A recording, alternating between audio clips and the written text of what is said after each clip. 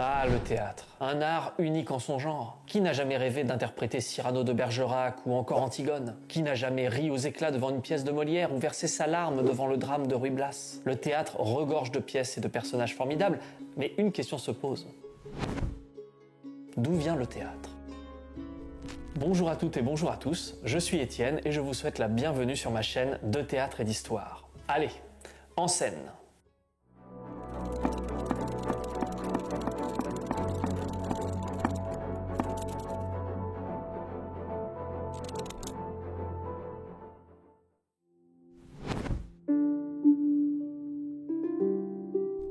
Si le cinéma est considéré comme le 7e art, il faut savoir que le théâtre, lui, est le 6e, car bien plus ancien. Sa première représentation est née pendant l'Antiquité grecque, pour ensuite évoluer au fil des siècles vers le théâtre contemporain. Chez les Grecs, les arts étaient symbolisés par 9 muses qui accompagnaient le dieu Apollon, le dieu des arts. Parmi ces 9 muses, il y en avait 2 qui représentaient l'art du théâtre, Thalie, muse de la comédie, et Melpomène, muse de la tragédie. Le mot théâtre, quant à lui, vient du grec théatron, qui désigne le lieu des spectateurs, qui deviendra plus tard le théâtre. Bon, c'est bien beau tout ça, mais le théâtre grec, il est arrivé quand? Eh bien, on estime sa création aux alentours de la période archaïque, entre 776 et 480 avant Jésus-Christ, pour connaître son apogée au 5e siècle avant Jésus-Christ.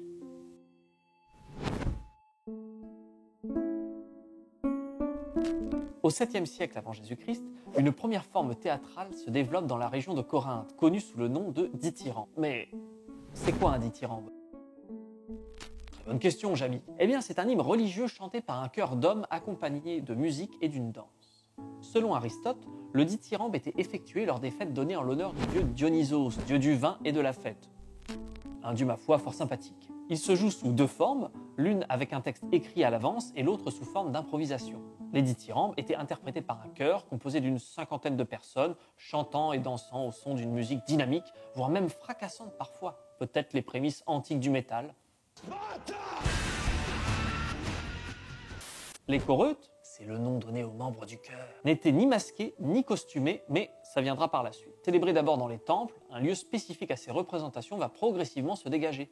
Des théâtres sont construits en fonction de la qualité acoustique du terrain. Et le dithyrambe évolue également avec l'introduction par le dramaturge Thespis, c'est un auteur du 5e siècle avant Jésus-Christ, du protagoniste. C'est le premier comédien.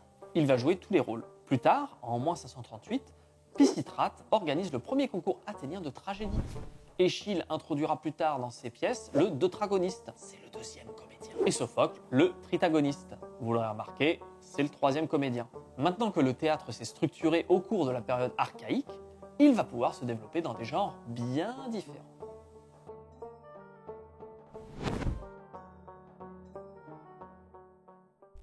On distingue au 5e siècle avant Jésus-Christ 4 genres théâtraux. Le dithyrambe, le drame satirique, la tragédie et la comédie. C'est aussi à cette période que les costumes et masques vont apparaître.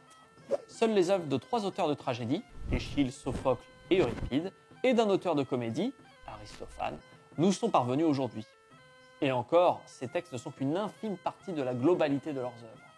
Pour le dithyrambe, c'est le poète Thespis qui transportera ce genre théâtral à Athènes au 5e siècle. Les dithyrambes étaient basés sur des récits mythologiques ou historiques et occupaient une place importante dans les fêtes.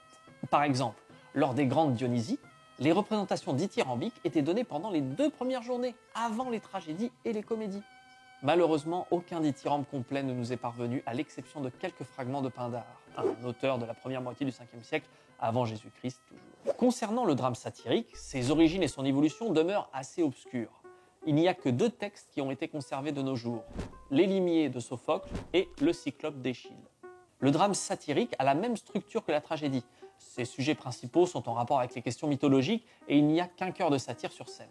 Mais c'est quoi un satyre ?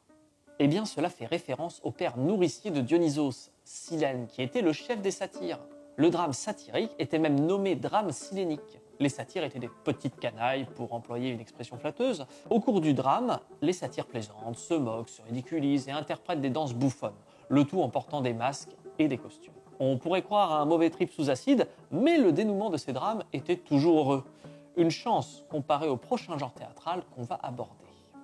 En effet, une fin heureuse, c'est pas trop le cas des tragédies. L'origine de ce genre théâtral viendrait des danses effectuées dans les dithyrambes. Elles sont effectuées par le chœur dans les tragédies. La structure de ces pièces comprend plusieurs phases. Il y a tout d'abord le prologue, un monologue ou un dialogue qui expose le sujet de la pièce, puis le paradoxe qui annonce le chant d'entrée du chœur. Les épisodes de la pièce se suivent et se succèdent, meurtre, drame, tragédie, coup d'état, la totale. Ils sont entrecoupés par des stasimas pendant lesquels le chœur chante et danse. Enfin vient l'exodos qui est le dernier temps de la tragédie, le moment où le chœur quitte la scène. Ici, et contrairement à la tragédie du XVIIe siècle, il n'y a pas d'obligation d'unité de temps et de lieu. Dans la tragédie, il y a une notion fondamentale qui est la catharsis. Alors, qu'est-ce que c'est ? Eh bien, pour Aristote, c'était le moyen de purger ses passions, et je cite, « la purification de l'âme ou purgation des passions du spectateur par la terreur et la pitié qu'il éprouve devant le spectacle d'une destinée tragique. » Elle permet de remettre en question les idées, les sentiments passionnels, personnels, sociaux et philosophiques.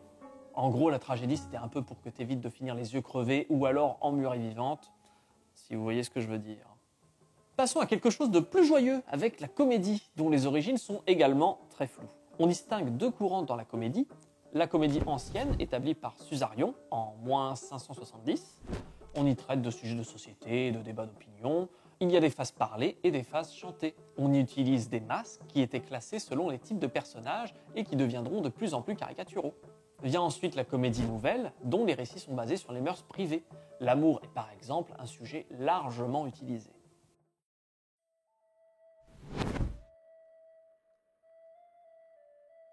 Ces quatre genres théâtraux vont s'exprimer au travers de manifestations populaires en l'honneur du dieu Dionysos, de véritables fêtes qui se transforment peu à peu en festivals dans lesquels tous les citoyens sont invités à écouter les textes des dramaturges en compétition. Au 5e siècle, les trois principaux festivals de Grèce sont les Dionysies champêtres à la fin du mois de décembre, les Lénéennes au mois de janvier et les Grandes Dionysies vers la fin du mois de mars. Il faut savoir qu'à l'époque, les citoyens grecs travaillaient tous les jours et il n'y avait pas de repos hebdomadaire et encore moins de congés. Mais rassurez-vous, avant que Léon Blum n'arrive avec les congés payés, les fêtes religieuses étaient des jours chômés et heureusement, les Grecs en avaient beaucoup. Celles données en l'honneur de Dionysos leur permettaient d'assister à de nombreux spectacles. Lors des Grandes Dionysies, il y avait 3 concours d'organisés. Un pour les dithyrambes, un autre pour les tragédies et un dernier pour les comédies. Durant les Lénéennes, seules les tragédies et les comédies étaient autorisées à concourir. Et pour les Dionysies champêtres, il s'agissait surtout de fêtes rurales se déroulant dans les dèmes. Les dèmes, c'est les cantons. Les dèmes les plus pauvres organisent des concours de mimes et les plus riches des concours de tragédie. Et maintenant, voyons un peu comment se déroulent ces célébrations.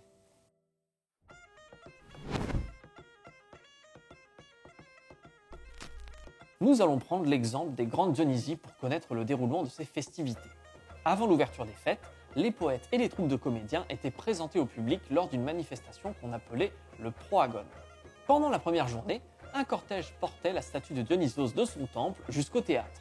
On y sacrifiait ensuite des animaux dont la viande était distribuée à toute la foule. Les 2 jours suivants étaient consacrés aux représentations de dithyrambes. Puis, 3 autres journées étaient consacrées aux tragédies et aux comédies. Ces 6 jours de festivités étaient partagés par l'ensemble de la population.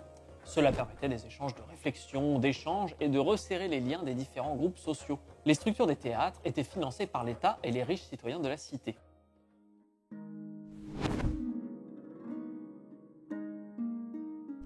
Faire des festivités, c'est bien, mais bien les organiser, c'est mieux. Pour ce faire, l'un des 9 archontes qui dirigent la cité désigne les membres de la chorégie, des poètes et des comédiens qui vont concourir.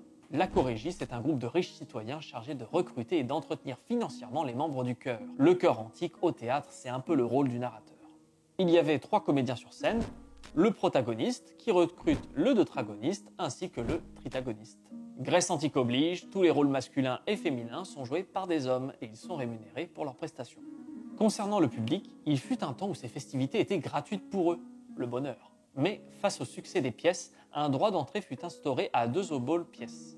Alors, pour les maths, une obole valait 1/10 de drachme, soit 1/3 du salaire journalier d'un ouvrier sans qualification. Pour ce qui est des concours, leur déroulement était complexe. En effet, on tirait au sort un chœur qui était associé à un dramaturge et à sa troupe. Il faut savoir que le tirage au sort, chez les Grecs, ne laissait rien au hasard. C'est du sérieux puisque c'est la volonté des dieux. Au début, il n'y avait que 3 dramaturges qui s'affrontaient dans ces concours, mais le chiffre passa rapidement à 5 des suites de la popularité de ceux-ci. Une fois toutes les pièces jouées, les 10 membres du jury, tous des citoyens désignés eux-mêmes par tirage au sort, sinon c'est pas drôle, se réunissaient pour voter. Ils dégageaient 10 votes, puis un tirage au sort sélectionnait 5 de ces 10 votes. Ce tirage au sort montrait l'ultime choix des dieux, et oui, encore eux. Les prix classaient ensuite le meilleur dramaturge, le meilleur chœur et le meilleur protagoniste. Voilà comment étaient organisées ces festivités. J'espère que cette vidéo vous aura plu et qu'elle vous aura permis d'en apprendre un peu plus sur les origines du théâtre. N'hésitez pas à vous abonner, à liker, à commenter et à partager la vidéo. D'ici là, je vous dis à bientôt pour un peu plus de théâtre et d'histoire.